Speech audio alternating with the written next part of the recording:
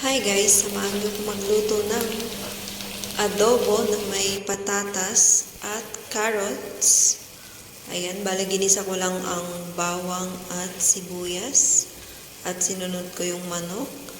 And then, nilagyan ko yun ng konting suka at tinakpan para ma-absorb niya yung lasa. And then, nung binuksan ko na yung takip, ay nilagyan ko naman ngayon ng toyo na pampalasa at magic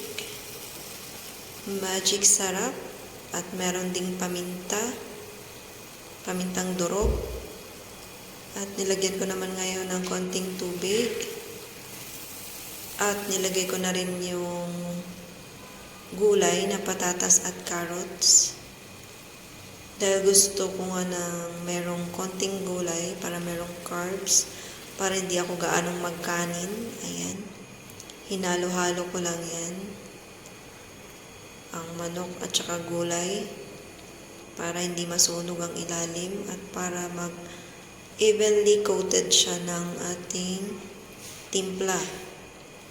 Ayan, ganyan lang siya guys. Thank you for watching. Please heart, comments, and share my videos. Chean Vlogs.